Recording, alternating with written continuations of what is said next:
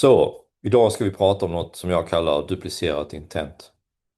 Och detta är ett problem som i princip jag upplever mig som rätt ensam om att prata om detta.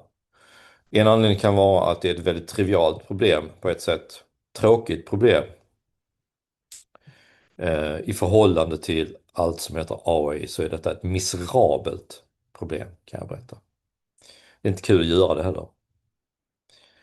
Men det är lite som att diska eller borsta tänderna. Om man slutar göra detta, då fungerar det inget bra i livet. Det är inte kul att komma in i ett kök där det inte diskat på 30 dagar. Det är inte kul att vakna på morgonen om man inte har borstat tänderna på 30 dagar. Eller i ärlighetens namn så vet jag inte, jag har aldrig provat. Men jag kan föreställa mig att det är rätt onajs, så att säga. Och det är därför vi måste prata om det. Detta är det mest värdefulla problemet. Det är ett svårt problem och jag tror att jag misstänker att jag är rätt ensam om att prata om det, i alla fall i Sverige. Men för att ni ska lyckas med SEO 2026 och med AI-SEO, om ni inte löser detta problemet så kommer ni inte vidare. Eller det är som att simma med en täckjacka. Det fungerar bara inte. Det går, men det går åt väldigt mycket energi och det går åt väldigt sakta, så att säga. Så därför vi ska prata om det. Så, vad ska vi prata om idag? Först ska vi prata om vad det är. Sen ska vi prata om vad som har hänt. Och sen så har jag olika typer av situationer jag ska visa. För det är lite komplext. Det är inte bara att säga så här är problemet. Jag vill verkligen visa det. Och sen har jag en liten process som ni kan kopiera. Så att ni kan i alla fall ta era första stapplande steg och lösa detta problemet. Och lite tips och lite tricks. Så här. Vi har jobbat med det här problemet i kanske, vi upptäckte det typ i oktober förra året på allvar. Sen hade jag en månad där jag vände och vred på mig och i november accepterade jag det. Och sen kunde vi börja jobba med det. Och i princip ingår detta i alla våra SEO-projekt idag. I princip alla sajter har detta problemet, så att säga. Så detta är vad vi kommer att titta på idag. Och mitt mål, det är att lära dig hur du hittar de här problemen och att du kan göra någonting åt dem. Det är väldigt svårt att lösa det problemet till 100%. Men om ni kan lösa det till 20% kommer ni ändå se mer trafik och mer AI. Så det är mitt mål idag. Och innan jag fortsätter. Ni kan skriva frågor i chatten. Det är chatten jag använder. Inte den andra FAQ, det är chatten, så håller jag där. Ni kan skriva frågor nu, jag kanske stannar och tittar på det. Så, vad är då detta? Vad är duplicerat intent? För det är inte samma sak som duplicerat innehåll.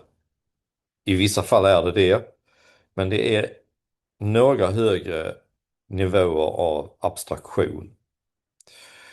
Så, duplicerat intent, det är när du på din webbsida har flera sidor som bemöter samma behov hos sökaren.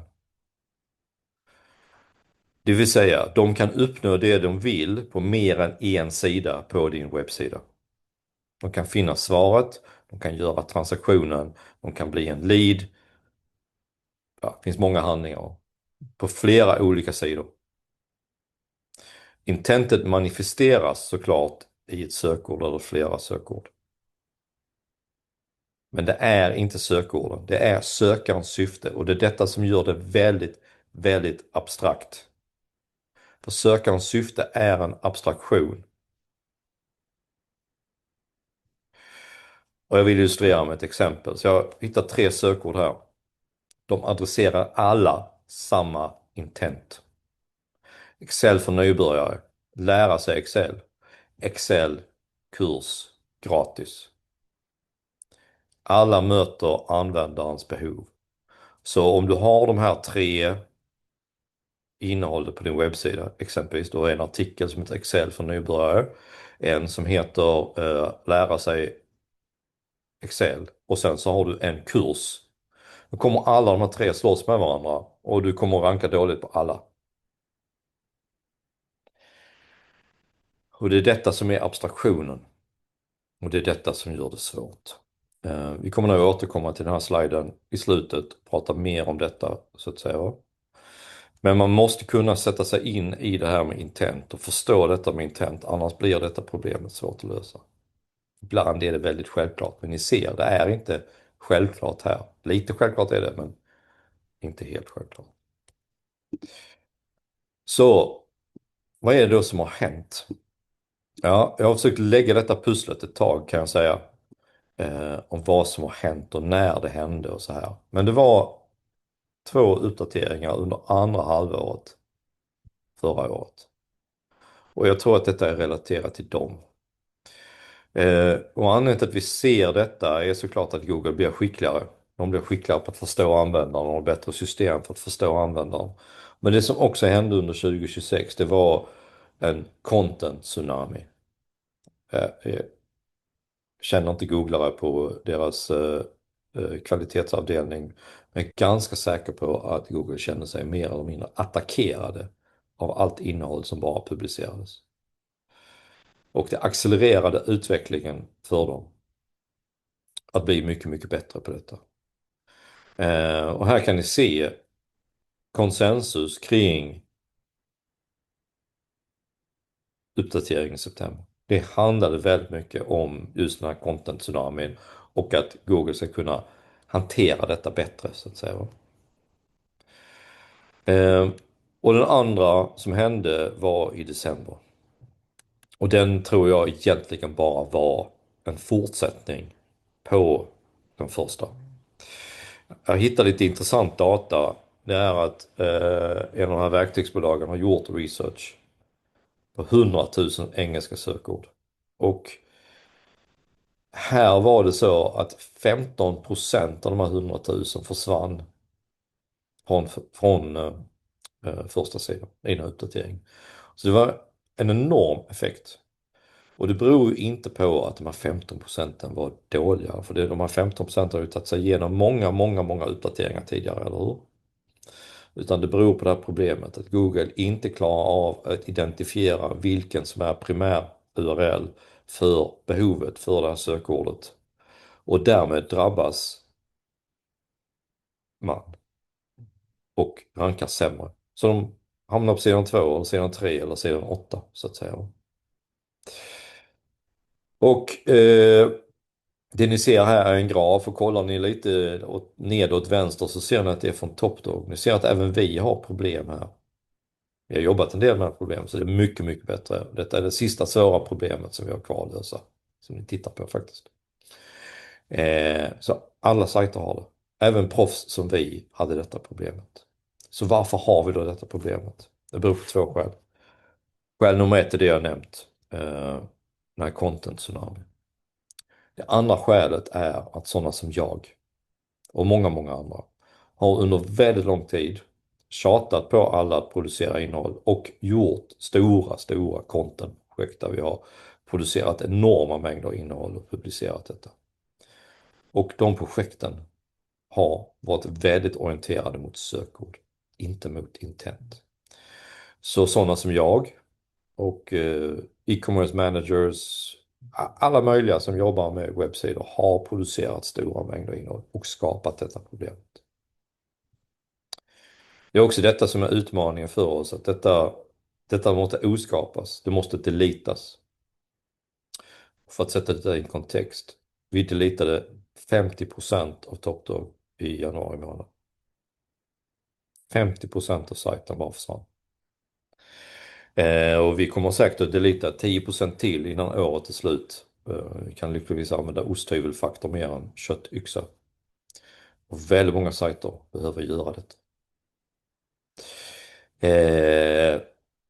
Detta är vad jag tror har hänt. Vi kan också stanna lite här och faktiskt ställa lite frågor för jag tycker personligen att detta är lite komplext.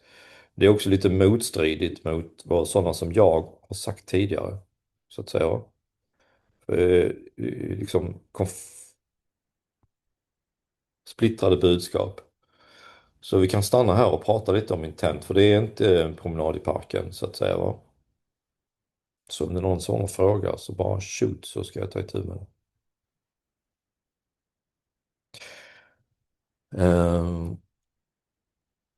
Lite att jag pratar för mycket, tycker jag själv i alla fall. Jag ger några sekunder till. Men vi fortsätter. Så jag tror att jag kan illustrera detta med lite olika situationer. De här situationerna täcker inte alla situationer. Det är hela tiden nya varianter av detta problemet som vi möts av, som vi behöver lösa. Men jag ska gå igenom några vanliga situationer som jag upplever som vanliga och lösningar till de här situationerna. Och förhoppningsvis kan ni känna igen er, eller så kan ni leta efter de här problemen på webbsidan specifikt och lösa dem. Och det första problemet som är väldigt vanligt bland e-handlare, det är att första sidan slåss med den viktigaste kategorisidan eller en av de viktiga kategorisidorna. Och den bilden ni ser framför er är från Desenio. Och bilden beskriver hur de rankar på ordet posters. Och här nere till vänster så ser ni att det blå är kategoriurlen. Det är den de vill att ni ska ranka i på nummer 1. Och sen är det första sidan. Och om ni har lust kan ni gå till desenio.se, kolla vilken information de har i titeltaggen och jämföra med informationen i titeltaggen. Så ser ni att information i titeltagg, description och på första sidan är köpintent och likaså på kategorisidan. Så de här sidorna, första sida och kategorisida, köpa posters, de bemöter bägge. Och det är väldigt lik upplevelse också, det är nästan identisk. Och detta orsakar konflikt. Och de har haft detta problemet länge. Jag har faktiskt påtalat det för dem flera gånger. Och problemet är så allvarligt nu, för det är eskalerande allvarligt, att de var bland de sämst presterande i Googles senaste uppdatering i Sverige. Jag tror inte för att de är dåliga i allmänhet, jag tror att det bara beror på detta problem. För de tappade första platsen både på posters och på tavlor. Och ni kan se det, den blåa linjen har accelererande fluktuationer, så att säga. Och det är därför. Och när de fixar detta problemet så kommer allting bli bra. De kommer återgå till första platsen med sin kategorisida. Så vad är det man då behöver göra? För de som e-handlare vill ju sälja. Man vill sälja på sin första sida och man vill sälja på sin kategorisida. Det första man måste inse är att en första sida har fler syften än att sälja. Det primära syftet med första sidan är att navigera. Någon känner till ert varumärke, de googlar på ert varumärke och då vill de se ett antal val som är relevanta för både besökaren och för er så att de kan exekvera sitt val. Ibland är det köp, ibland är det browsa, ibland är det kolla vad fraktvillkoren är eller hitta information till kundsupporten. Eller hitta det senaste. Så behoven varierar. Så man måste primärt göra sin första sida mer navigerande. Det exkluderar inte köp på något sätt, men navigerande faktorn måste öka. Titeltagg, description och H1 måste få någonting annat. De måste få någonting, vad jag kallar beskriver kategorin. Jag tog fram exemplet här, butik för väggkonst. Så hade de fokuserat på posters på sin posterkategori, tavlor på sin tavlorkategori och butik för väggkonst eller något liknande på första sidan, då försvinner det här problemet inom 2 veckor. Och ni förstår ju också när de tappar sina 2 viktigaste kategorier så här från första platsen. Det svider, det syns i siffrorna den månaden så att säga. Så Lisa, jag ska faktiskt gå tillbaka och besvara din fråga av intent. Duplicerat content betyder att du har 2 URLer som slåss på samma sökord. Så som jag beskrivit här. Duplicerat intent betyder att du slåss med samma intent för sökaren med 2 sidor. I detta fallet, Desenios fall, är det köpintentet. Första sidan bemöter köpintent. Kategorisidan möter köpintent. Lösningen är att göra första sidan lite mer navigerande. För det är det första sidans egentliga syfte är. Och den andra är att uppdatera title description H1 så att man beskriver sin kategori, inte den specifika produkten. Det är lösningen. Hoppas att det var lite tydligare för dig, Lisa. Du får gärna ställa någon fråga. Jag kan stanna här några sekunder också om ni vill fråga så att säga. För er som sitter och vill googla lite kan ni gå till Topdog. Senaste bloggposten är den här topplistan. Vilka som presterade bra, vilka som presterade dåligt i uppdateringen. Desenio presterade näst sämst. Om de fixar detta, så nästa gång vi gör detta då kommer de vara i den absoluta toppen så att säga. Så, Christian. Christian skriver så här. Lite läskigt att låta en av några få produktsidor hantera den stora massan av sökningar som görs. Bör man lägga in innehåll från de mindre viktiga sidorna och konsolidera till huvudsidan. Och sen så ger Christian några exempel kring företagslån och svaret är ja. Det finns säkert undantag till detta så du kan göra dem en och en så att säga. Va? Till exempel företagslån till bygg. Det kanske ska stå på egna ben och till restaurang. Men företagslån till aktiebolag och enskild firma ska nog inte det. För det är det du lånar till så att säga. Det är implicit. Du kan ju inte få ett företagslån utan att ha ett företag så att säga. Så ja, men du kan göra det steg för steg och bara mäta så att säga.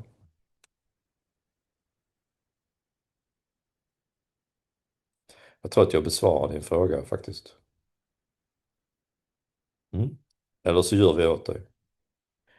Eh, ja, jag kan stanna lite mer. Vi kommer också hoppa vidare. Så jag hoppar till nästa exempel. Okej.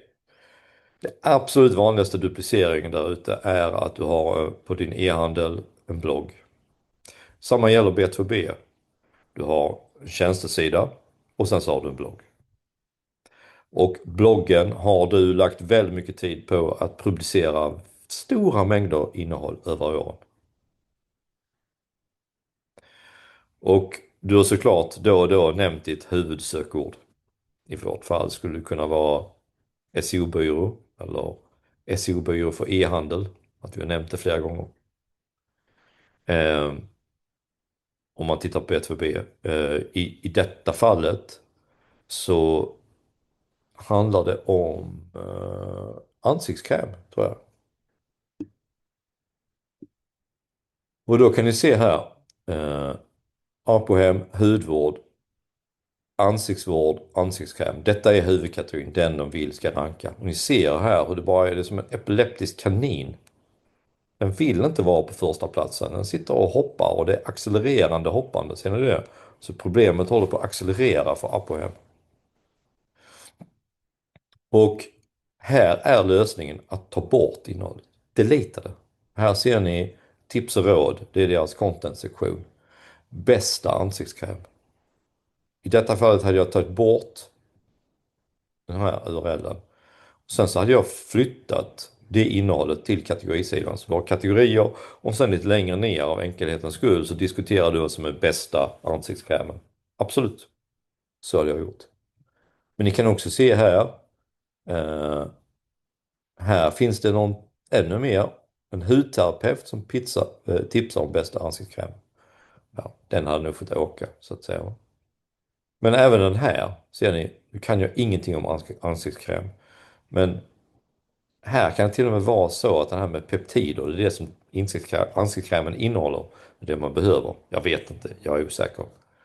Så även den här tips och råd är ett problem. Så även den hade fått åka om jag hade fått bestämma. Och gör man då detta som Apohem så kommer ni se att den blåa linjen blir mer permanent, de här hoppen. Den kommer vara frekventare i toppen så att säga. Va? Det som också kan hända att ytterligare content flyttar upp som är problematiskt om man behöver ta itu med. Men det har absolut förbättrat situationen. De hade fått fler klicks och fler eyeballs på sin kategori-URL och därmed sålt mer.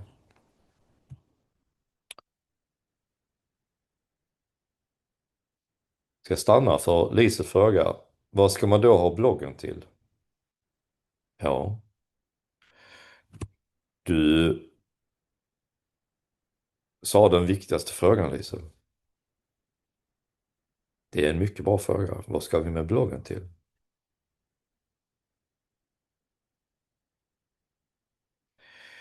Tyvärr är det så att i dessa tider av AI så har informationsinnehåll i mångt och mycket tappat sitt värde. För användaren kan få vad som är den bästa ansiktskrämen eller ansiktskrämen för dem eller hur peptider påverkar deras hud rakt i ChatGPT, Gemini och så vidare. Så de behöver inte apohem längre för att få veta detta. Så bloggens framtid ser lite blek ut. Men jag skulle vilja att du upprepar den frågan i slutet så ska jag nyansera detta mer, för det är inte svart och vitt, så att säga. Vi fortsätter. En annan vanlig sidtyp inom e-handel är just kampanjsidor. Nyheter finns det också. Erbjudanden eller rea eller jag vet inte vad jag ska kalla det, men liksom just nu försöker vi sälja detta och vill du köpa så finns det en bra deal. Och kampanjsidorna hanteras oftast av marknadsavdelningen och det är lite vattentäta skott till andra avdelningar så man pratar inte så mycket till andra, man bara kör på så att säga. Va? Och här kan du se Boost, de har då byggt content för kläder för kvinnor. Och de har omedvetet, det är inte så att de medvetet gör detta, de har skapat 3 URLer för kvinnokläder. En nyhetssida, en sommarkampanj och sen har du kategorisidan och sen så verkar det dessutom finnas en erbjudande sida till. Det är inget jätteproblem. Ni ser det finns ännu mer så att säga va. Och sen finns det ett gammalt tekniskt fel här, det står brand 361. Det är ett tekniskt fel som de har fixat. Och detta är problematiskt för det är såklart att marknadsavdelningen ska försörja sitt jobb och SEO-avdelningen och tekniska avdelningen ska få göra sitt jobb så att säga va. Men det man enkelt kan göra är att inte döpa sin kampanjsida eller nyhetssida eller erbjudandesida efter en kategori.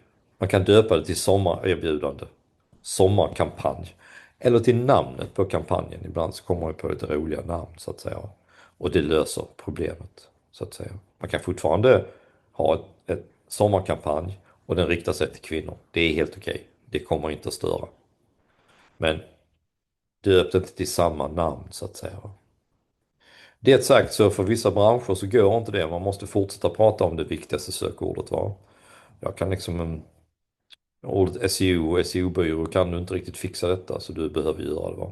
Och det man då behöver göra det är att bygga en liten kampanjsektion så att säga med landningssidor och bara säkerställa att det inte indexeras av Google så att marknadsavdelningen kan göra sitt jobb friktionsfritt så att säga. Jag ser din fråga Kristoffer, jag har en slide om det i slutet.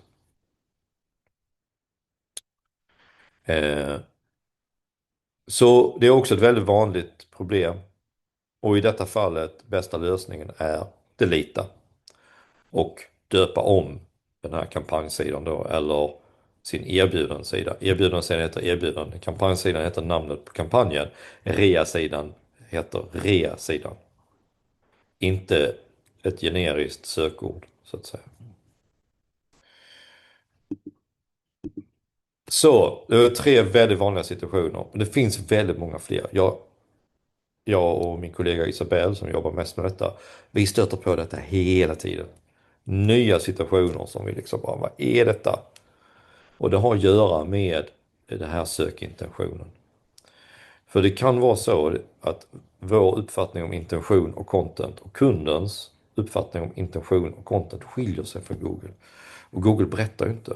Du måste oftast upptäcka detta hårda sättet. Och det gäller speciellt inom B2B. Så när man gör detta så är det viktigt att man mäter lite och kan gå tillbaka. Jag ska strax visa er så att säga. Ja, jag tror att jag vill liksom dela lite hur vi tänker och göra er vardag lite enklare så att ni kan komma igång med detta lite och därmed göra er situation lite bättre. Mitt mål var ju att lära er lite. Nu finns det 3 situationer som ni kan identifiera hos e-handlare eller hos B2B. Och vad behöver ni då för att börja gräva i detta? Jo, ni behöver tillgång till Google Search Console. Kanske självklart, men jag vill säga det. Det är också väldigt bra att ha ett verktyg där ni kan mäta ranking. Vi använder Ahrefs, vi har även tillgång till SEMrush, men det finns svenska verktyg som Winshare, det finns ett helt gäng utländska. Ahrefs har lite problem så de skulle jag inte vilja rekommendera, men SEMrush är helt okej. Bägge de två är lite dyra, Winshare är billigt om ni vill köpa någonting. Jag har också hittat ett gratisverktyg som heter Canny Wizard, där man kan ladda upp sin Google Search Console-data och de strukturerar så det blir lättare att hitta det. Det sagt, man kanske inte vill ladda upp sin Google Search Console-data i ett okänt verktyg, så att säga. Va? Så iakttag försiktighet, så att säga. Jag ska besvara din fråga, Hanna. Problemet med Ahrefs är att kvaliteten på deras data har fallit dramatiskt. Och jag upplever att andra verktyg inte så. Men ja, det är en helt egen diskussion. Vi kommer nog lämna Ahrefs vid årsskiftet för oss är problemet så allvarligt. Till dess behöver vi leva med dem. Så Google Search Console och ett verktyg för att mäta ranking behöver ni. Och om ni vill kan ni prova det här verktyget så att säga. Och ni behöver en liten process. Det ni behöver börja är att ta ert viktigaste sökord. I TopDogs fall så ser ni att det är sökmotoroptimering och SEO. Och ni ser hur de har slagits med varandra ganska länge. Ja, SEO och sökmotoroptimering har slagits med varandra. Och bägge har därmed fallerat. Vi har inte fått någon ranking och därmed trafik. Och jag kan berätta för er att synligheten för TopDog i AI-sökmotorer har varit problematiskt av detta skälet också. Så att säga. Och man börjar med de viktigaste orden. För oss är det SEO och sökmotoroptimering. För Desenio är det posters. Och då går ni och kollar. Ni kollar i Ahrefs om det ser ut så här. Ni kollar i Google Search Console om det finns konkurrerande URLer på samma sökord. Första aktiviteten är att flytta det innehållet som konkurrerar till den viktiga URLen och radera den konkurrerande URLen. Andra aktiviteten är att se över internlänkningen till den konkurrerande URLen och ändra den till den viktiga URLen, den rätta URLen. Tredje aktiviteten är att sätta ut mätning så ni kan se vad som händer. Ni kan se att situationen stabiliseras. Ni kan faktiskt se i den här grafen när vi har löst problemet. Det här har vi löst problemet. Anledningen till tid att vi behöver göra lite öppen hjärtkirurgi på vår webbsida. Så ni ser, genast börjar situationen förbättras. Så att säga. Ni genomför ändringarna. Ni mäter vad som händer. Efter åtgärderna väntar ni 2-3 veckor. Och så kollar ni. Och då vill ni se mer stabilare ökande ranking som ni ser här. Om inte, då behöver ni gå tillbaka och repetera. Ni kan ha missat någon internlänk. Det kan vara så att ni har en ganska auktoritativ sida. Så den här URLen som ni tog bort, den är fortfarande kvar i indexet. Då går ni till Google Search Console och begär borttagning av den här URLen. Sen så går ni tillbaka 2-3 veckor. Då fungerar det fortfarande inte då. Ja, då behöver ni tyvärr ringa mig. Det är den enkla processen. Och ni kommer såklart möta situationer som ni inte är riktigt redo för. Ni har inte haft den här situationen innan så att säga. Va? Och då vill jag att ni tänker så här. Ni bara tittar på datan. Ni tittar att det är innehåll, det är sökintent och det är interna länkar. Och så ifrågasätter ni alla era slutsatser. Och bara tittar på datan. Och försöker få den här nya slutsatsen och gå och bekräfta dem i datan. Sen formulerar ni en ny hypotes. Och så testar ni den. Och så mäter ni på detta sättet. Det är så ni kommer att lära er. Det är så jag har lärt mig. Det är så jag har gått igenom många traumatiska situationer det senaste halvåret. Och det är så man lär sig SEO. Det kommer vara frustrerande, men det är så vi gör. Och det är så man bygger sitt erfarenhetskapital. Det här problemet kommer inte försvinna. Jag skulle vilja hävda att 99% av alla som har de här problemen har inte börjat lösa det. Så det är lika bra att lära sig. Så jag ville erbjuda en nödlösning också. Jag tycker ni ska försöka undvika den här, för det är en nödlösning. Om ni gör detta på skala så kommer det leda till andra problem. Eh, och det är om det är en URL som ni absolut under inga omständigheter kan ta bort. Och detta faller ju oftast under andra skäl än SEO, organisatoriska skäl. Det finns någon i organisationen som inte tillåter detta. Eller organisationen har behov och så vidare och så vidare och så vidare.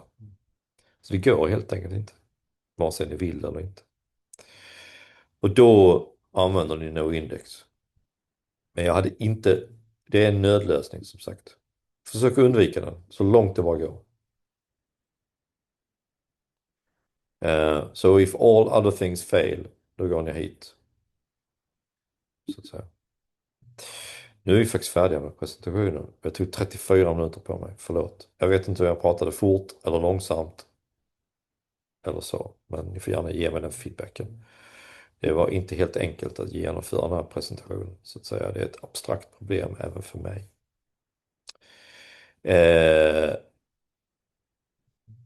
Så vi kan börja med Rebeckas fråga. Rebecka undrar hur man ska tänka kring ord eller fraser som länken ligger i med sökord till sidan som man länkar till eller inte. Utmärkt fråga, Rebecka. Vi pratade här om att uppdatera länkarna. Så om vi tar Desenio som exempel. Då ska Desenio från första sidan använda ordet poster eller posters när de länkar till sin kategorisida. Och på postersidan som länkar tillbaks eller länkar uppåt, då ska man använda butik för väggkonst. Det gör problemet mindre. Hoppas jag är tydlig, Rebecka. Jag går vidare till nästa fråga. Sabina undrar, vad säger du om att byta Canonical URL på sidor man inte vill prioritera? Det fungerar inte här tyvärr. Och en av rekvisiten för Canonical är att det är 2 sidor som är exakt likadana. Så det är bara i det ögonblicket som det fungerar. Det kan fungera annars också, men det är liksom ingen, det är mer slump så att säga. Va? För Google säger att Canonical är en hint. Och de gångerna det fungerar, det är när det är 2 identiska sidor. Så Canonical använder man oftast för att lösa problem som teknisk duplicering, så att säga. Det är mer ett tekniskt problem man försöker administrera. Så i detta fallet för de här så fungerar det inte, så att säga. För om du tar Desennius första sida och postersida så är de lika men inte likadana.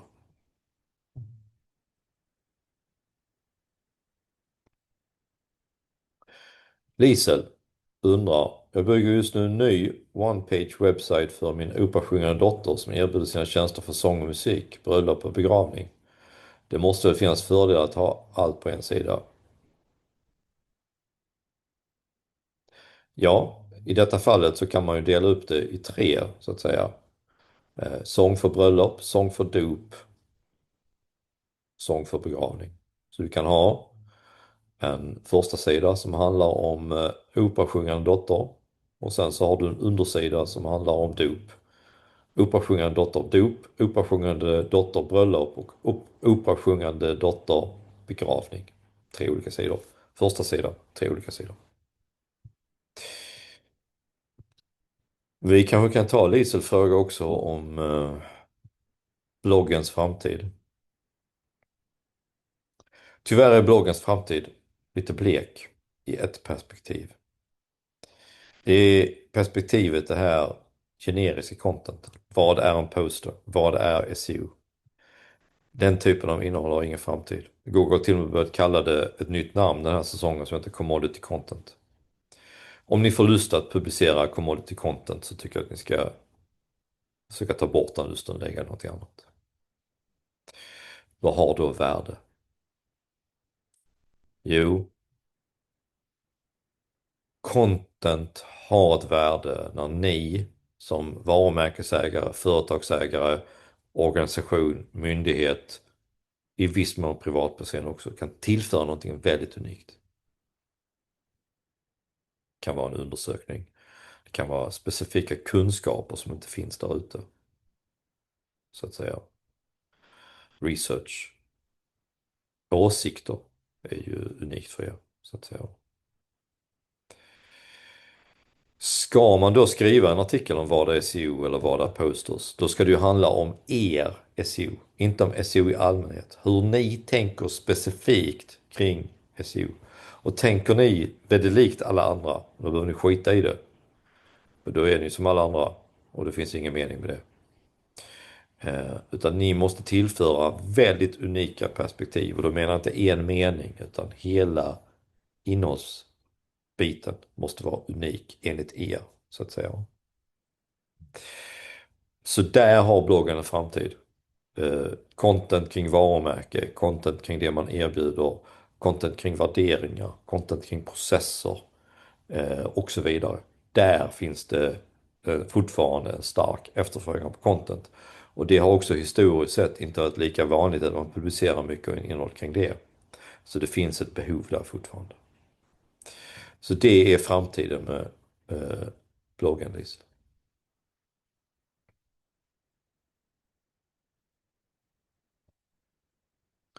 Mikaela, ja, så ska man göra. Det sagt så behöver man ju, om det är en lång sida så måste man också ifrågasätta om allt man har att säga verkligen är relevant för användaren. För det är ju vad besökarna tycker är viktigt, inte vad du tycker är viktigt. Så till exempel, vi tar den här. En av grejerna vi har gjort är halverat mängden content på den här sidan. Slicat 6000 ord. Eller 12 000, jag tror vi är nere på 5-6 000 nu. Vi kommer säkert att slicea lite till. För det, man måste tänka utifrån användarens perspektiv, inte utifrån mitt perspektiv. Vad behöver de så att säga? Va? Eh, Då blir det mycket, mycket lättare att bara slicea content.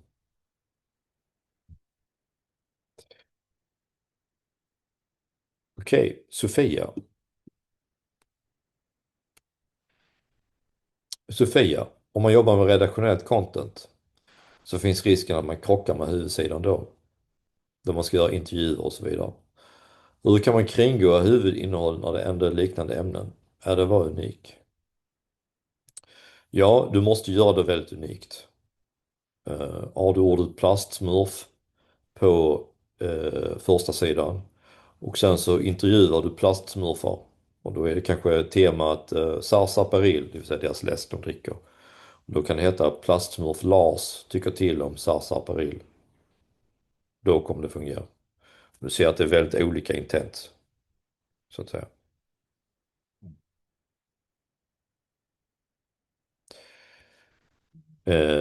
För min dotter tänker jag en bloggare där hon skriver dagbok om sitt sjungande. Hur ska man då tänka kring sökord?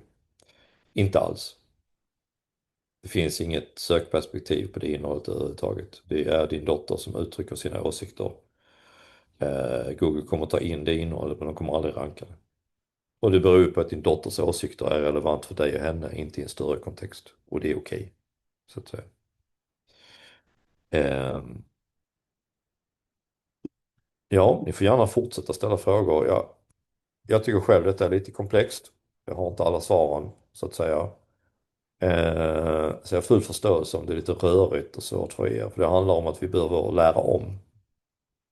Så att säga. Det är en ny verklighet som håller på att växa fram. Så att säga.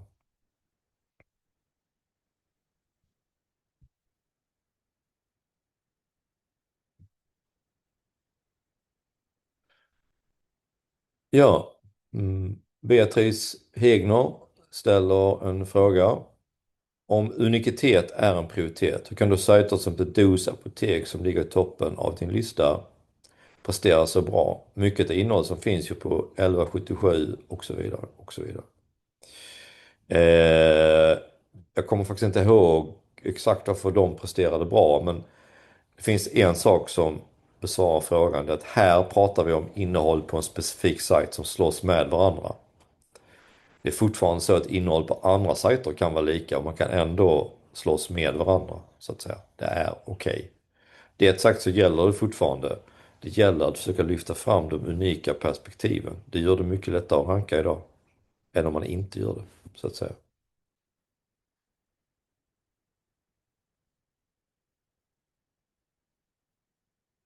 Permangat. Hur kan man identifiera att det är just duplicit intent som är problemet vid en aktuell ny plötslig volatilitet i ranking? Ja, låt mig visa. Jag tror att jag har någon bild här som kan beskriva det ganska bra. Ge mig en sekund här. Bara flytta alla mina skärmar här. Här kan du tydligt se.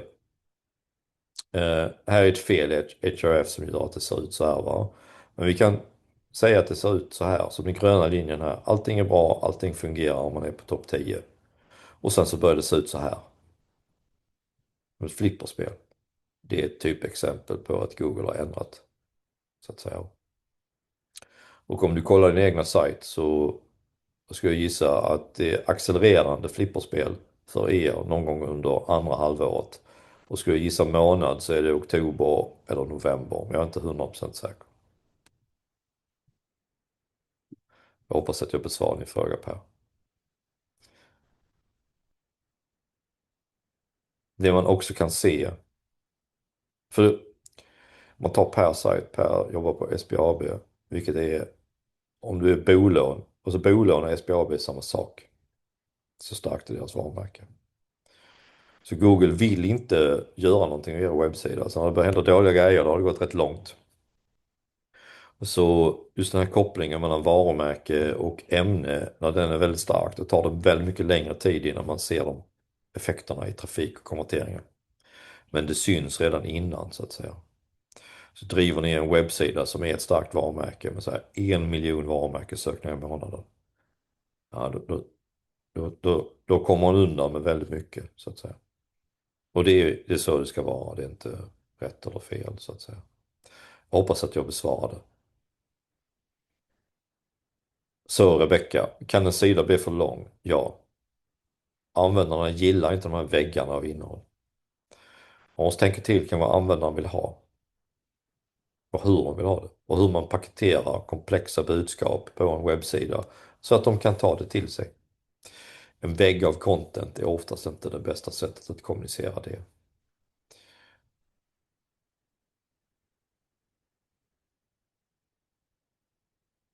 Okej, Axel, har du jobbat något med Amazon och SEO? Har du i så fall några tips just gällande SEO AI? När du säger Amazon så menar du optimera på Amazon? Nej, det har jag inte. Men om du vill veta mer om Amazons SEO, och jag tror att den gäller fortfarande, så kan du googla Topdog Amazon, så kommer du hitta en 20 minuter lång video där jag går igenom hela Amazon och deras katastrofala SEO. Jag tror ingenting har ändrat sig sedan dess. När det gäller tips kring AI så är mitt primära tips att göra detta.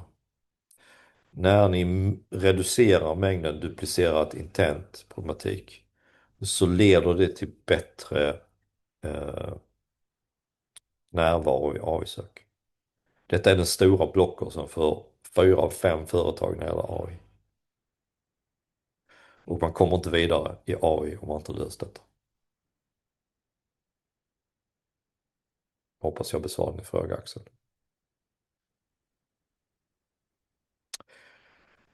Mikaela Magnusson, hur fungerar det med produktsidor?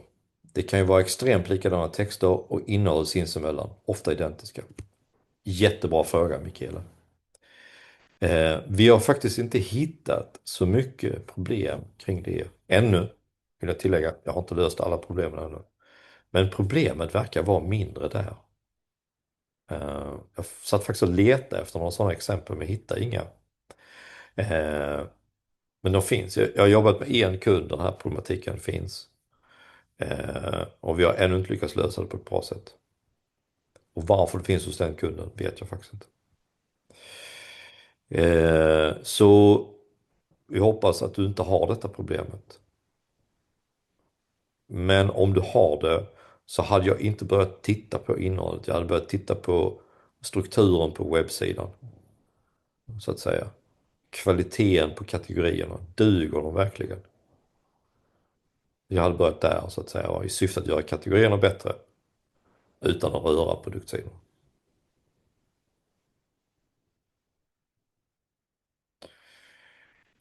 Alice, på mitt jobb, e-handel, har vi nu 2 kategorisidor för fotbollsprodukter. Bör vi då se över dessa, ha olika texter och eller sökord för att det inte blir duplicerat? Så. Intent. Jag vet inte vad fotbollsprodukter är i detta fallet. Det kan ju vara både skor, fotbollar, energidryck och så vidare. Men det låter som du ska slå ihop dem. Men jag behöver veta mer på produktnivå för att ge dig ett bra råd. Det är svårt att skjuta från höften. Jag är rätt dålig på fotboll nämligen. SEO är min grej. Och mopsar. Sofia. Men innan vi går in på Sofia, det är kanske någon som vill sträcka upp handen och ställa en fråga. Det är lite roligare att jag sitter här och bara mässar som en präst. Det är lite så jag känner mig ibland. Så någon får gärna sträcka upp handen så släpper in dem, så har vi lite roligare frågestund även för mig. Och medan ni överväger om ni ska vara så modiga så att ni hoppar in och sträcker upp handen, så kommer jag besvara Sofias fråga. Sofia Kallius, jag hoppas jag sa ditt efternamn rätt. Då menar du att det är bättre att göra till exempel en lång sida istället för ett kluster. Hela kurset handlar om kola till exempel. Alltså att man lägger ihop hallonkola, lakritskola och så vidare till en mastodontsida. Nej, det gör jag inte. Jag menar inte alls det. Jag menar att man måste tillgodose användarens sökintent. Så om någon söker på köpa hallonkola, då ska det vara en hallonkolsida. När någon söker på kola, det vill säga de har något generellt otydligt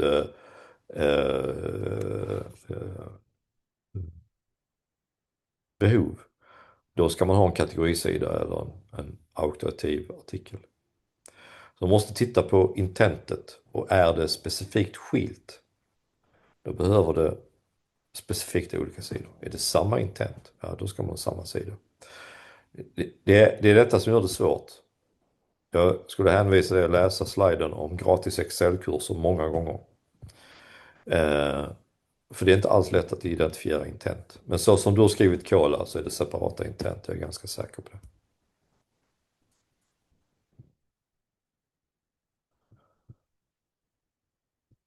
Ja, du är välkommen. Vill det någon som vill räcka upp handen? Vi är fortfarande 37 personer kvar här. Kristoffer. Jag tror att jag besvarade din fråga om NoIndex. Det är typ in case of fire, break glass. Så ofta ska du använda NoIndex. Ja, Mikael, du kanske vill ställa en fråga om snus. Du kanske har hittat den här på dina sajter.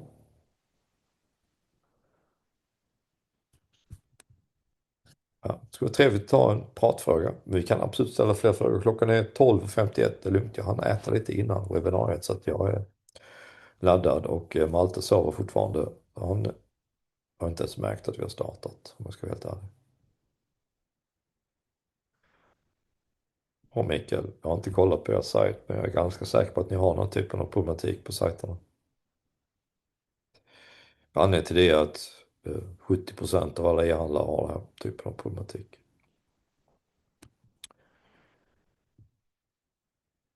Ja, jag besvarar gärna fler frågor så att säga.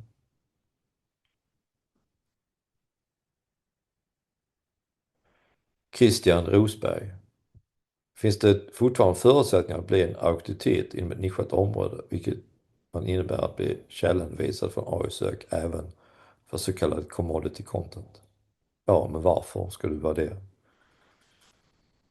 Finns inte lika stor anledning längre så att säga, va? Det som SEO kommer att handla om, det är konvertering. För just i konvertering har alla en edge. Generellt innehåll är inte dött ännu, men det är på dödsbädden. Eh, men det finns kanske några case. Så här, om jag har en B2B-sajt som TopDog. Då har man en större auktoritativ artikel om AI SEO. Vilket vi har. Den är inte riktigt färdig ännu men ligger live. Sen har man ett antal landningssidor vars syfte är konvertering. Geo-SEO, AEO-SEO, Programmatic. Det finns säkert någon till så att säga. Och det hänger ihop i ett litet kluster. Men i framtiden kommer det ha mer trafik på mina landningssidor än på artikeln. Men man behöver den för att definiera sitt ämne så att säga. Det vi också kommer ha på TopDog det är liksom ett antal nyhetsflöden kring AI eftersom det händer så mycket hela tiden. Så det kan man addera så att säga. Så det finns lite anledning så att säga. Om vi tar den här operasjungande dottern så behöver man ju en sida om den operasjungande dottern. Och en sida om hur det fungerar på dop. Och en sida om begravning. Och en sida på bröllop. Då. Ser nu det är liksom operasjungande dotter är liksom content-sidan. Och de andra tre är den konverterande sidan. Så det finns lite anledning så att säga. Va? Men du kommer aldrig kunna dominera ett AI-verktyg på commodity content. Det, det är slut med det. Tyvärr. Jag är ledsen att jag behövde säga det, Christian.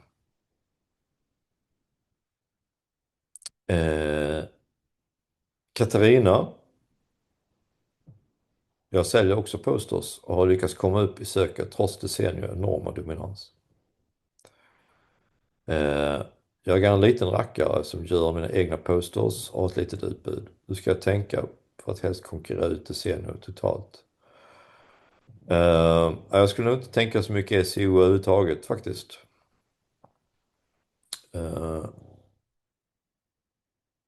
Om man är en liten spelare så bör man hitta sin lilla edge. Och din lilla edge är då att du har en speciell stil eller är uppskattad på något sätt eller har koppling till något annat. Du kanske är en influencer, jag vet inte. Så jag skulle snarare försöka identifiera vem köper mina posters. Det är såklart de som gillar dem. Men jag tror att om du gräver i de som köper så kommer du hitta mönster. Och det är de mönstren som du söker förstärka och hitta med hjälp av annonsering faktiskt. Så hade jag gjort. Så hade jag tänkt. Och skulle jag gjort SEO skulle jag ta en väldigt specifik kategori. En japansk stil. Eller, ja, förstår du? Och då dominerar den. Men det är inte så många som söker på det. Så det är inte så kommersiellt värdefullt för dig. Så hade jag försökt tänka.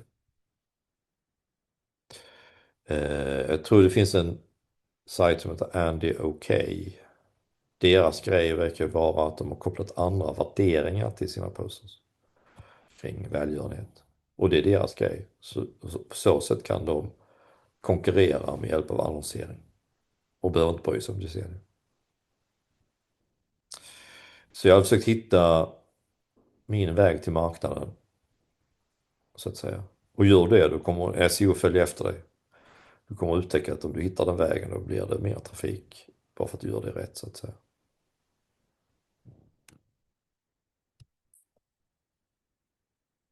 Mikaela, det finns ingen risk med att flytta innehåll som rankar bra, som kanske har hyfsat med trafik i nuläget. Men att man skulle hellre vilja att den trafiken hamnade på en mer konverterande kategorisedel istället för en blogg. Risken är att tappa den icke-konverterande trafiken. Men det kanske du kan leva med. Syftet med SEO är ju inte trafik. Syftet med SEO är konvertering. Tycker jag i alla fall. Så ja, visst det finns en risk att tappa den trafiken men om det på plussidan hamnar lite fler konverteringar så är det ju bra. Och du kan se det på Apohem. Ska vi gå till Apohem? Hade vi dem här. De får sin del av sin trafik på de här content som inte konverterar. Så det har en ringa värde för dem. Och jag hade inte tvekat att delita det av det skälet. Det hade inte ens märkts i månadssammanställningen. Säljmässigt. Och det är ju, företag lever ju på sälj, inte på trafik. Så jag hade inte tvekat en sekund. Eh, i, I oktober och november tvekade jag. Jag hade svårt att greppa detta. Men inte längre. Så att säga. Och det kan vara så att du har trafik på informerande innehåll. Men om det är commodity content så kommer AI-verktygen att käka upp den trafiken. Det är bara frågan om tid, inte om. Så att säga. Så hade jag tänkt. Ja, klockan är 1. Vi är fortfarande 31 personer kvar. Var det ett bra svar, Christian Rosberg? Jag tycker alltid det är lite trist att vara den som levererar dåliga budskapen. Jag vill säga som det är. Lina kanske vill säga någonting. Eriksson.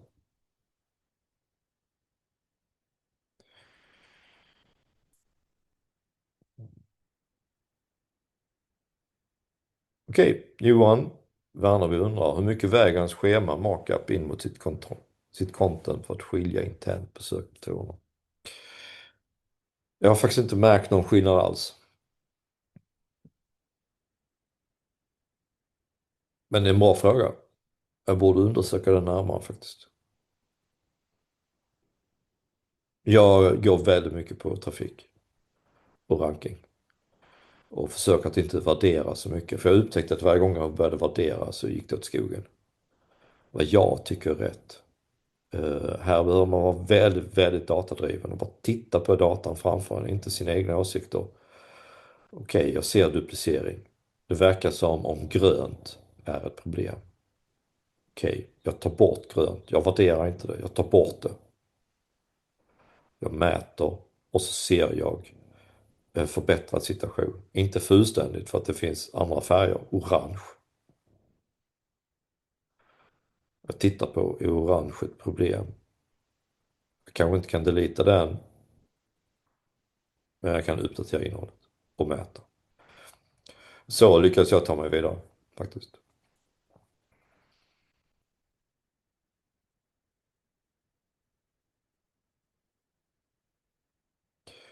Följdfråga runt commodity content från Christian. Kanske andra gränsen var commodity content går över hur nischad man är. Det vill säga tillför man expertis, edge i ett ämne.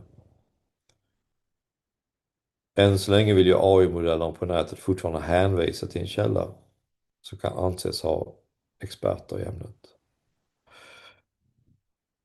Jag tror inte att det är så. Det finns gott om svar utan hänvisningar överhuvudtaget. Så att säga.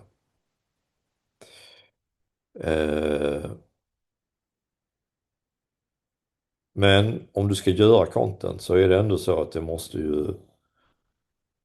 vara kopplat till din expertis. För om din expertis är exakt som alla andras, då är det ju commodity content. Så du måste fortfarande på något sätt avvika. Jag kan bara ge ett exempel. Vi på TopDog jobbar primärt med en projektmodell, inte retainers. Det finns några undantag. Default där ute är retainers. Så vi kan som i vårt expertisinnehåll diskutera fördelar och nackdelar med retainers versus projekt. Och då tillför vi någonting så att säga. Va? Sen kan man ju argumentera för att vi är lika duktiga eller lika dåliga som alla andra. Ser du hur man måste komma med någonting unikt?